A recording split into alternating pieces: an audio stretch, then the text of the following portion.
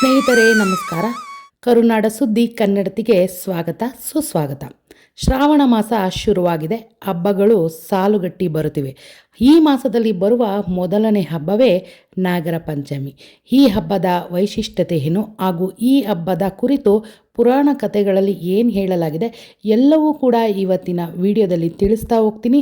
ದಯವಿಟ್ಟು ಯಾರು ಕೂಡ ವಿಡಿಯೋನ ಸ್ಕಿಪ್ ಮಾಡಬೇಡಿ. ಈ ಕತೆ ಕೇಳುವಾಗ ಪೂರ್ತಿಯಾಗಿ ಕೊನೆಯವರೆಗೂ ಕತೆ ಕೇಳಿದ್ರೆ ಎಲ್ಲರಿಗೂ ಕೂಡ ನಾಗದೇವನ ಆಶೀರ್ವಾದ ಜೊತೆಗೆ ನಾಗದೋಷ ಏನಾದರೂ ಇದ್ದರೆ ನಾಗನ ಕತೆ ಕೇಳೋದ್ರಿಂದನೂ ಕೂಡ ಅದರಿಂದ ಮುಕ್ತಿಯನ್ನು ಹೊಂದ್ಬೋದು. ಬನ್ನಿ ಸ್ನೇಹಿತರೆ, ಈಗ ವಿಡಿಯೋನ ಶುರು ಮಾಡಿ. ಶ್ರಾವಣ ಮಾಸ ಆರಂಭವಾಗಿದೆ. ಈ ಮಾಸದಲ್ಲಿ ಬರುವ ಮೊದಲನೇ ಹಬ್ಬವೇ ನಾಗರ ಪಂಚಮಿ. ಈ ಹಬ್ಬವನ್ನು ಗರುಡ ಪಂಚಮಿ, ಜೋಕಾಲಿ ಹಬ್ಬ, ಒಡ ಹುಟ್ಟಿದವರ ಹಬ್ಬ ಎಂದೆಲ್ಲ ಹೆಸರುಗಳಿಂದ ಕರೆಯಲಾಗುತ್ತದೆ. ಈ ವರ್ಷ 2024ರಂದು ಆಗಸ್ಟ್ 9ನೇ ತಾರೀಕಿನಂದು ಶುಕ್ರವಾರ ಈ ಹಬ್ಬವನ್ನು ಆಚರಣೆ ಮಾಡಲಾಗುತ್ತಿದೆ. ಸ್ನೇಹಿತರೆ, ನಾಗಗಳು ನಮ್ಮ ಹಿಂದೂ ಪುರಾಣದಲ್ಲಿ ಮಹತ್ವವಾದ ಸ್ಥಾನವನ್ನು ಪಡೆದಿದೆ ಅಂತಲೇ ಹೇಳ್ಬೋದು. ಮಹಾವಿಷ್ಣುವಿನ ಹಾಸಿಗೆಯಾಗಿ, ಗಣೇಶ ದೇವರ ಹೊಟ್ಟೆಯ ಪಟ್ಟಿಯಾಗಿ, ಶಿವನ ಕೊರಳ ಹಾರವಾಗಿ, ಸಮುದ್ರ ಮಂಥನ ಕಾಲದಲ್ಲಿ ಮಂದಾರ ಪರ್ವತದ ಕಡುಗೋಲ ಹಗ್ಗವಾಗಿ, ಈ ರೀತಿಯ ವಿಭಿನ್ನ ರೀತಿಯಲ್ಲಿ ನಾಗದೇವತೆಯು ಹೆಚ್ಚು ಪ್ರಸಿದ್ಧ ಹಾಗೂ ಹಿಂದೂ ಸಂಪ್ರದಾಯದಲ್ಲಿ ಮಹತ್ವವನ್ನು ಪಡೆದಿದೆ ಅಂತಲೇ ಹೇಳ್ಬೋದು. ಪುರಾಣ ಕಥೆಗಳ ಪ್ರಕಾರ ಈ ನಾಗರ ಪಂಚಮಿ ಹಬ್ಬದ ಕಥೆಯನ್ನು ಹೇಳುವುದಾದರೆ, ಜನಮೇಜಯ ರಾಜ ತನ್ನ ತಂದೆ ಪರೀಕ್ಷಿತ ರಾಜನ ಸಾವಿಗೆ ಸರ್ಪ ಒಂದು ಕಾರಣವೆಂದು ತಿಳಿದು ಭೂಲೋಕದಲ್ಲಿ ಸರ್ಪ ಸಂಕುಲವನ್ನು ನಿರ್ನಾಮ ಮಾಡಲು ಸರ್ಪಯಜ್ಞವನ್ನು ಆರಂಭಿಸಿರುತ್ತಾನೆ. ಈ ಸಂದರ್ಭದಲ್ಲಿ ಸರ್ಪಗಳ ದೂರದ ಬಂಧುವಾದ ಆಸ್ತಿಕ ಋಷಿಯು ಸರ್ಪಯಜ್ಞ ಮಾಡುವ ಜನಮೇಜಯ ರಾಜನನ್ನು ಪ್ರಸನ್ನಗೊಳಿಸಿಕೊಂಡನು.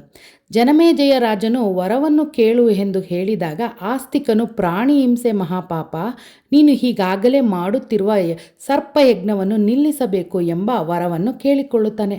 ಆಗ ಜನಮೇಜಯನು ಆಸ್ತಿಕನ ಮಾತಿಗೆ ಬೆಲೆ ಕೊಟ್ಟು ಸರ್ಪಯಜ್ಞವನ್ನು ನಿಲ್ಲಿಸಿದ ದಿನವೇ ನಾಗರ ಪಂಚಮಿ ಹಬ್ಬವಾಗಿ ಆಚರಣೆ ಮಾಡಲಾಗುತ್ತದೆ.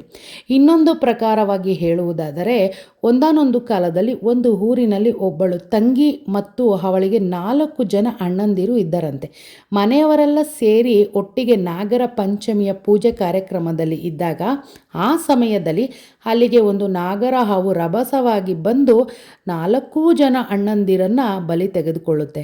ನಂತರ ಆ ತಂಗಿಯು ಅಣ್ಣಂದಿರನ್ನು ಕಳೆದುಕೊಂಡು ಆ ನೋವನ್ನು ತಡೆಯಲಾಗದೆ ಆ ನಾಗರ ಹಾವಿಗೆ ಕೇಳ್ಕೊಳ್ತಾಳೆ, ನಾನು 4 ಜನ ಅಣ್ಣಂದಿರಲ್ಲಿ ಒಬ್ಬರನ್ನಾದರೂ ಬದುಕಿಸಿಕೊಡು, ನಾನು ಯಾರನ್ನು ಅಣ್ಣ ಎಂದು ಕರೆಯಲಿ ಎಂದು ಕಣ್ಣೀರಿಟ್ಟಳು.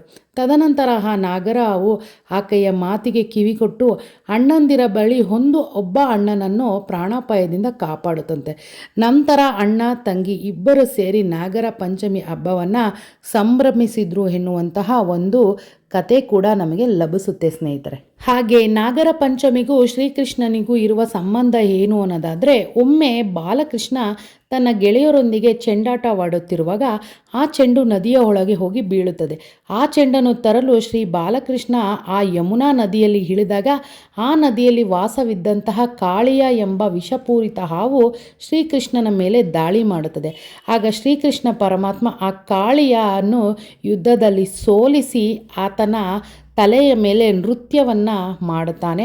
ಜೊತೆಗೆ ಆ ಕಾಳಿಂಗ ಸರ್ಪ ಇವನು ಸಾಮಾನ್ಯ ಬಾಲಕನಲ್ಲ, ಇವನು ದೇವಾಂಶನೇ ಇರಬೇಕೆಂದು ಕ್ಷಮೆ ಕೇಳುತ್ತಾನೆ. ಆಗ ಶ್ರೀಕೃಷ್ಣ ಪರಮಾತ್ಮ, ನಿನ್ನಿಂದ ಯಾವುದೇ ಜನರಿಗೆ ಇಲ್ಲಿ ತೊಂದರೆಯಾಗಬಾರದೆಂದು ಹೇಳಿ ಆ ನಾಗರ ಹಾವನ್ನು ಕ್ಷಮಿಸುತ್ತಾನೆ. ಆ ದಿನವನ್ನು ಕೂಡ ನಾಗರ ಪಂಚಮಿ ಹಬ್ಬವಾಗಿ ಆಚರಣೆ ಮಾಡಲಾಗುತ್ತದೆ ಎಂದು ಹೇಳಲಾಗುತ್ತದೆ. ನಾಗಪಂಚಮಿ ಪೂಜೆಯನ್ನು ಯಾವ ರೀತಿ ಮಾಡ್ತಾರೆ ಅಂತ ತಿಳಿಯೋದಾದರೆ, ಆ ದಿನ ಮಹಿಳೆಯರು ಉಪವಾಸ ಇದ್ದು ಹೊಸ ಬಟ್ಟೆ ಧರಿಸಿ ತನ್ನ ಸಹೋದರನ ಆರೋಗ್ಯ ಯಶಸ್ಸಿನ ಅಭಿವೃದ್ಧಿಗಾಗಿ ನಾಗದೇವತೆಯನ್ನು ಪೂಜೆ ಮಾಡುವಂಥದ್ದು. ಇದರಿಂದ ನಾಗದೋಷ ನಿವಾರಣೆ ಆಗುತ್ತದೆ. ಜೊತೆಗೆ ನಾಗನಿಂದ ರಕ್ಷಣೆಗೆ ಪ್ರಾರ್ಥಿಸಿ ಆಚರಿಸುವ ಹಬ್ಬವೇ ನಾಗರ ಪಂಚಮಿ ಹಬ್ಬ ಎಂದು ತಿಳಿದು ಬಂದಿದೆ. ನಂತರ ದೇವಸ್ಥಾನದ ನಾಗರ ಕಟ್ಟೆಗಳಿಗೆ ಹೋಗಿ ಮೊದಲು ನಾಗರ ಕಟ್ಟೆಯನ್ನು ನೀರಿನಿಂದ ಚೆನ್ನಾಗಿ ತೊಳೆದು ನಂತರ ಗಂಧ, ಅರಿಶಿಣ, ಹೂವು ಹಚ್ಚಿ ಪೂಜೆ ಸಲ್ಲಿಸಬೇಕು.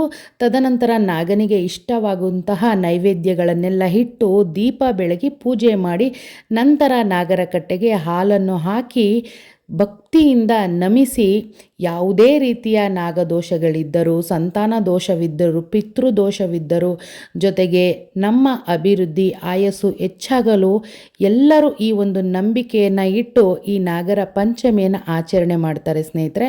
ಹಾಗಾಗಿ ಎಲ್ಲರಿಗೂ ಕೂಡ ಈ ಕಥೆಯನ್ನು ಕೇಳಿದವರಿಗೆ ಎಲ್ಲರಿಗೂ ನಾಗದೋಷ ನಿವಾರಣೆ ಆಗಲಿ ಅಂತ ನಾಗದೇವತೆಯಲ್ಲಿ ಕೇಳ್ಕೊಳ್ತಾ ಈ ಒಂದು ವಿಡಿಯೋ ನಿಮ್ಮೆಲ್ಲರಿಗೂ ಇಷ್ಟ ಆಗಿದ್ರೆ ದಯವಿಟ್ಟು ಲೈಕ್ ಮಾಡಿ.